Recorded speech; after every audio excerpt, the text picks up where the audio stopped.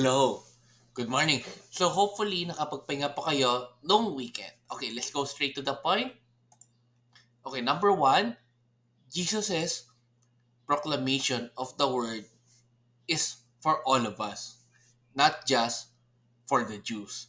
Kasi nung unang panahon, yung Jews, ang feeling nila is sila lang po yung chosen people ni God. So, kumbaga, sila yung mga pinakaswerte or sila lang talagang special. Kaya yung mga ibang lahi or mga ibang tao sa region or sa mundo, feeling nila hindi yun mga pinagpala na tao. Kaya sinasabi nga ni Jesus nung dumating siya na yung word niya or yung proclamation ng word ni God para sa lahat.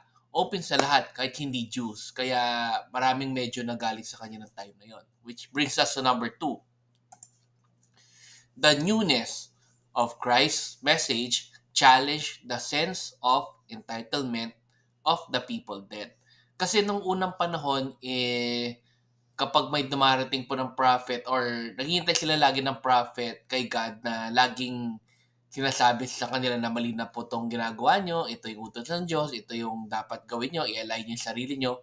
Parang sinasabi nga dun kanina ni Father, parang lumampas na ng 500 years, wala pa rin mga new prophets na dumating. Kaya nung dumating si Jesus, parang nagulat sila na parang bakit iba yung sinasabi niyang mga turo niya na hindi naman yun yung binibili ng mga naunang prophet sa kanya.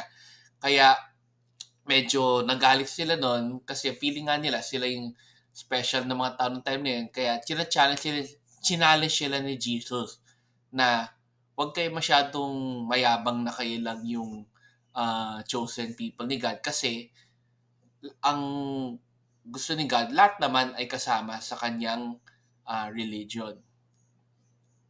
Which brings us to number three. Yung nga, nagalit ang mga Jews. So, Jews were angered by Christ because he challenged their exclusivity. Ayan. Kasi, yun nga, like nabagit ko, akala ng Jews, sila lang talaga yung chosen people ni God.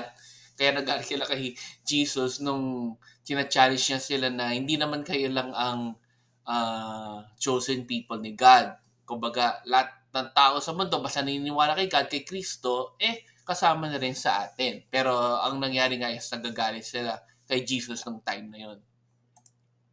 Which brings us to number four, which is like a reflection. Everything happens in God's time. So, kung ano man yung mga pinagdadasal po natin ngayon sa buhay po natin na hindi pa po dumarating or hindi pa po tinutupad ng Diyos, huwag tayong mawalan ng pag-asa. Lagi lang po tayong magtiyaga na magdasal sa Diyos. Kahit ako rin ganun, may mga times na naisip ko in a day na bakit parang yung mga pinagdadasal ko ay hindi po nagkakatotoo or hindi pa po dumarating. Ito na rin ulit yung reminder ni God na laging isipin pa natin in His own time. Na kumbaga may plano po talaga yung Diyos for us na hindi natin maintindihan. Pero pag nangyari po yun is magiging grateful tayo sa Kanya or maisip natin, buti nga ang Diyos na nga ang nag-ayos lahat ng mga plano or kung ano man yung mga pinagdasal natin, pwede niyang tuparin o hindi. Depende pa rin po sa Kanya. Kaya dapat lagi po tayong maging matyaga and maging patient po. Ayan. So let's end again with a simple prayer. In your Father, Son, Holy Spirit. Amen.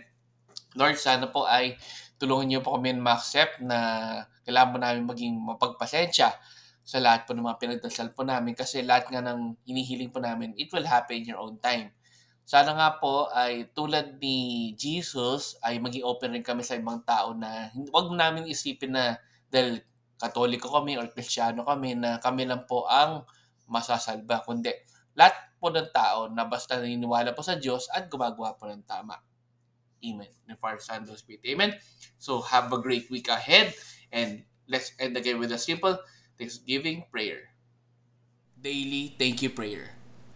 Lord, thank you very much for all the blessings that you are giving us every day.